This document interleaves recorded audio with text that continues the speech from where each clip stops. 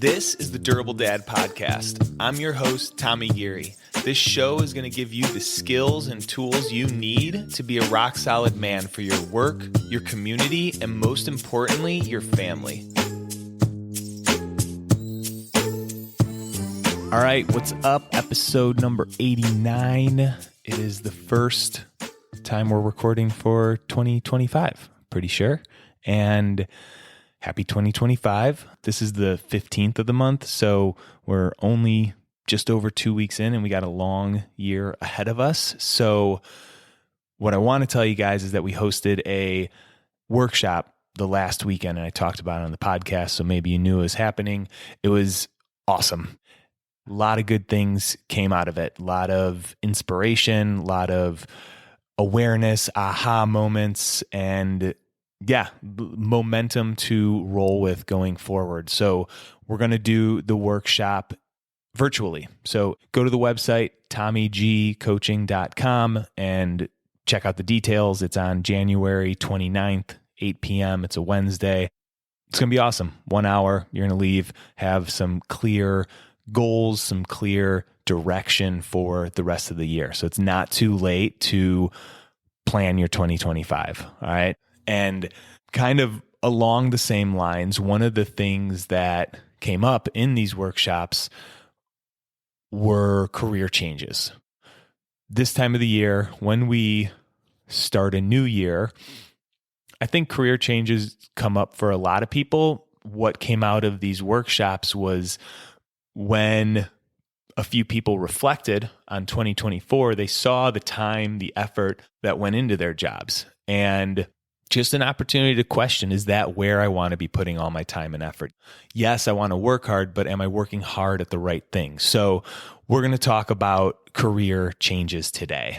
And we're going to talk about why people crave career changes and the excuses that the brain comes up with, the excuses that hold us back, stop us in our tracks, and how to break free of those barriers so we can start taking steps, start designing the career that you do want. So start with why. Why would a successful man that has a stable life want to change careers? There's a few reasons. Sometimes it's autonomy. Sometimes it's more flexibility. I think for most of us, it's not an overnight thing. You don't wake up one day and I want to change my job. I want to start my own business. It's usually a voice, kind of a nagging voice that's been around for a while, saying there's more out there, saying there's other things that I want to do. For me, it was I wanted to make a difference. And I kept telling myself that in my job. I don't know how much I've talked about my career change on the podcast, but I was at my corporate job in Colorado for about 15 years. And probably about 6 years in, I started saying, I'm going to be out of here in 2 years. I'm going to be out of here in 2 years. Some voice in my head, or probably more like my heart, was telling me that this isn't where I wanted to be. But it took, another 6 years, 7 years to actually leave the job. I didn't just do the math in my head, but basically what I'm saying is that it totally is a normal thought process or a normal calling that a lot of humans have. And yes, all around us, we have stability, we have material success, but are we fulfilled? Do we have purpose? And that's usually what a career change can bring, is some more meaningful work in our life. So I want to talk about the excuses that we come up with that stop us. But before that, I want to say you don't want to change your job because you hate your current job. That might sound a little bit weird. If you hate your job, shouldn't you go find a new one? Not exactly. Because if you hate your job because you don't get along with other people or that you feel disrespected or undervalued, changing your circumstance, the role that you have, isn't going to solve those kinds of problems, those kinds of issues. So you If you hate your job, there's things to work on to get some more happiness, contentment, not super excited, but more neutral place at your job before you move. There's one guy that I was working with for a while, and he ended up changing careers, but before he did, him and the CEO just did not get along well, and they butted heads a lot. And we did a lot of work on that relationship, communication, expectations, how to allow someone to be pissed off and not just respond with more frustration and anger. And he worked on it. He got to a good place where he was handling himself better. Then he ended up deciding, yeah, I still don't want to be here. I want to change it up. He also wanted more flexibility. And now he's at a place where he's got a couple side gigs and he's spending more time with his kids and he's taking vacations. But he didn't leave his job because he hated it. He did the work, and the work that he did there allowed him to leave in more of a neutral way. All right, so that's the disclaimer. Don't leave your job because you hate it. Leave your job because there's a calling to do more, to find some purpose, fulfillment. Those are the strong reasons to make a career change. Now, when we get this idea to change our career, our brain is going to really quickly come up with a list of reasons why it can't happen. We call these obstacle thoughts. A lot of the times we'll think they're facts, but they're actually thoughts. These are the excuses, the doubt, the fears. All right, they're gonna come up. They're supposed to come up. And I'm going to run through some of the most common. And the first one, especially for men that have kids, is time. There's this concept in coaching that says, don't be down in the dance floor with your client, be up in the balcony. So pretty much what this means is that don't be in the chaos with your client.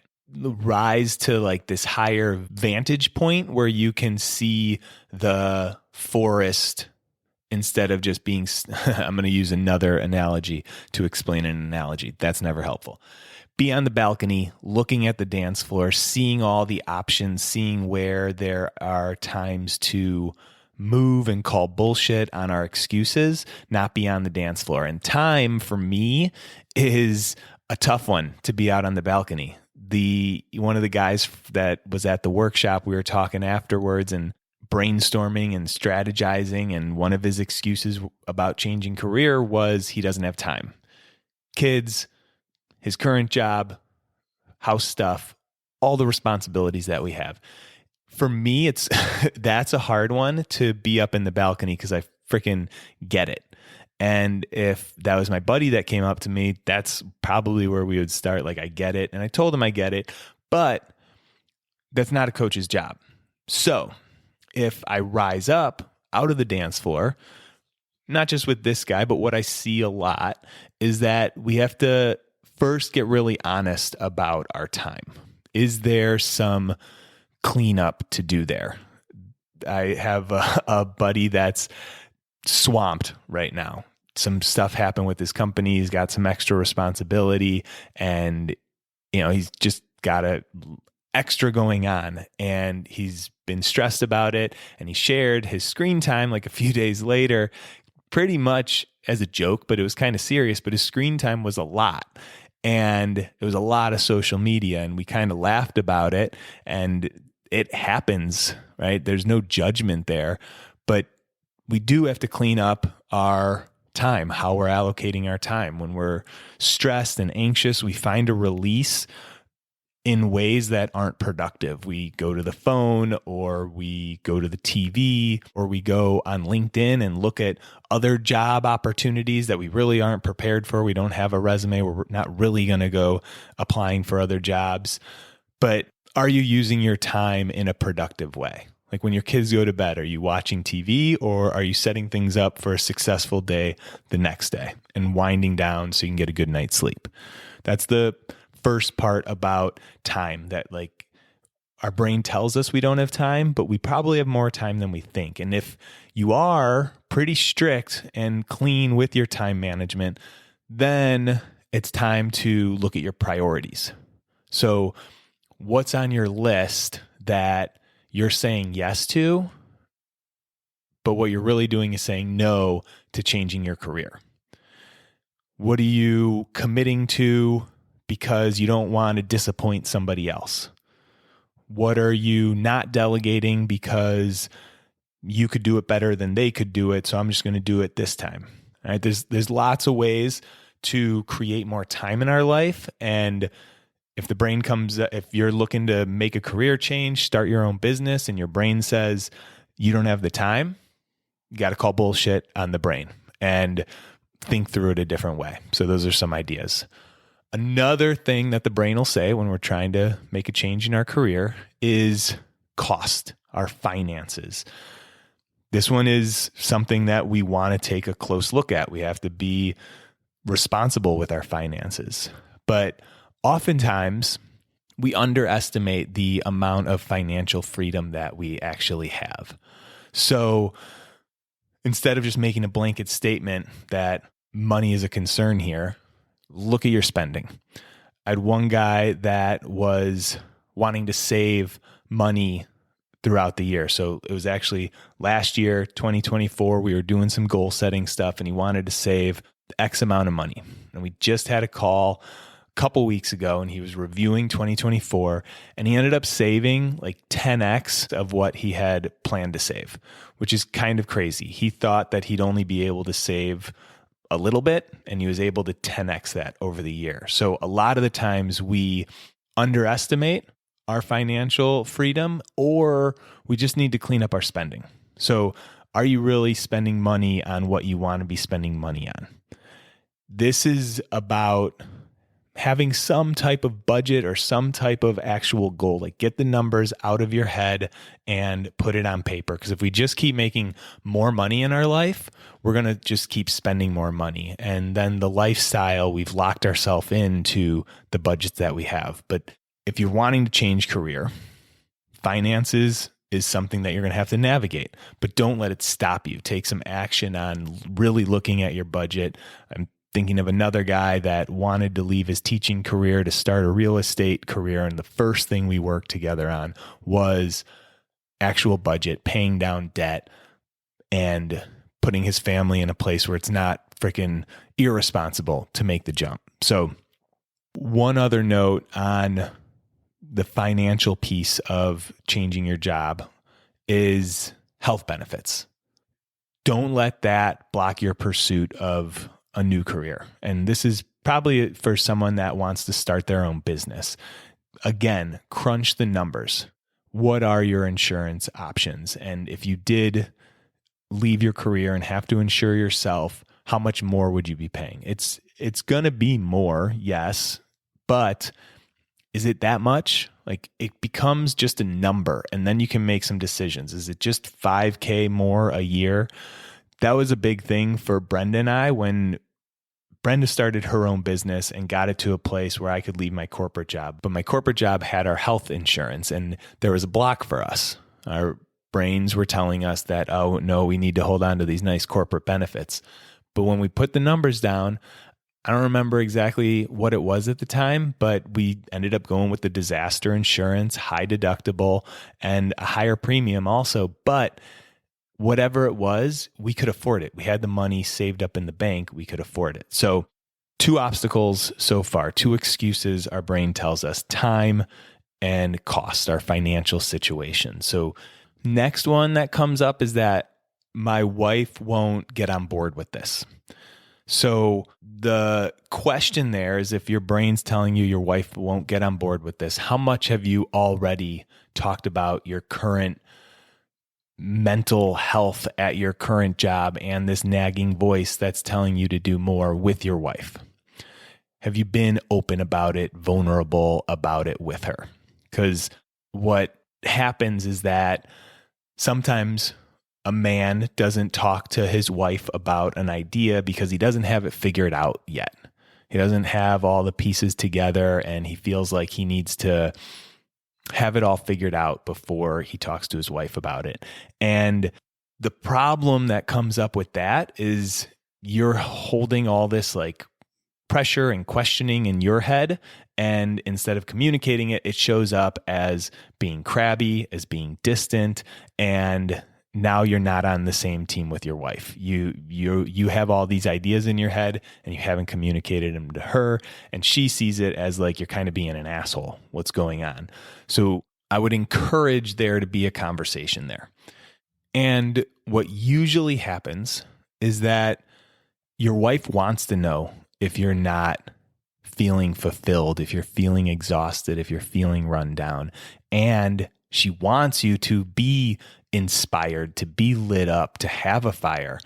A man that is working towards something and is excited is a much better father, a much better husband. And, for Brendan and I, those have been the times when we've come together the most, when we're going after something new and it feels like you're on the same team, having a goal to work towards.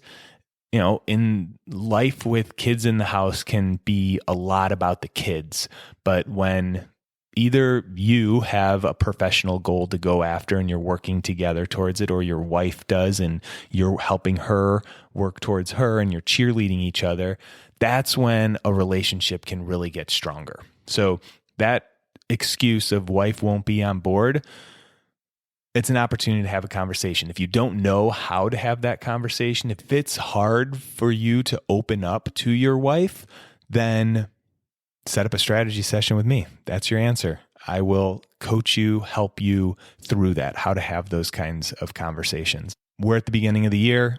If you want to hit the year running, set up a 50-minute strategy call. That 50 minutes can really propel you forward. Or come to the Drive 2025 workshop that's happening the 29th.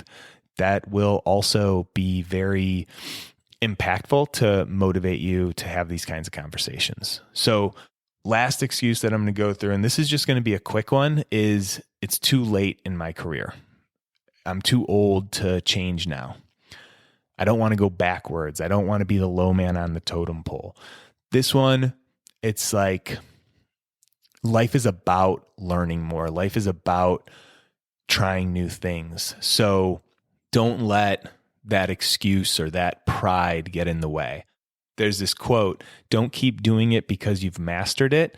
Stop doing it because you've mastered it. It's from Derek Sivers. He's kind of a character, but he drops some wisdom, and I think that's a good one. So those are the excuses our brain will feed us. Right? I don't have enough time to do the things that need to happen to make a career change or start my own business. I don't have the money. The cost doesn't work out. My wife won't be on board. It's too late. I'm too old in my career.